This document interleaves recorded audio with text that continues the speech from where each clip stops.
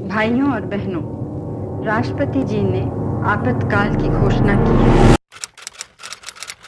आज़ादी के बाद से ही सरकार का अगर सबसे ज़्यादा किसी चीज़ पे ध्यान था तो वो था भूमि सुधार। सरकार अमीर ज़मींदारों से उनकी ज़मीन छीन के गरीबों में बांटना चाहती थी। शुरुआत में सरकार ने भूदान आंदोलन के तहत अमीर ज़मींदारों से ये आग्रह किया कि वह अपनी अतिरिक्त ज़मीनें गरीबों में बांट दें। कुछ ज़मींदारों ने तो बात मान ली, लेकिन अधिकतर ज़मींदारों ने अपनी ज़मीन का छोटा सा टुकड़ा तक देने से मना कर दिया।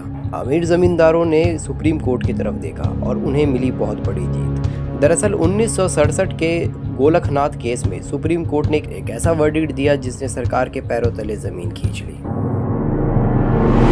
सुप्रीम कोर्ट ने सरकार को फटकारते हुए ये कहा कि वह किसी भी प्रकार से किसी भी फंडामेंटल राइट्स यानी मौलिक अधिकार में बदलाव नहीं कर सकती और 1967 में जमीनी अधिकार एक मौलिक अधिकार माना जाता था। इस वर्डिक्ट ने सरकार को दुविधा में डाल दिया और किसी की भी हिम्मत नहीं हुई कि वो सुप्रीम कोर्ट के आदेश को ठुकरा सके।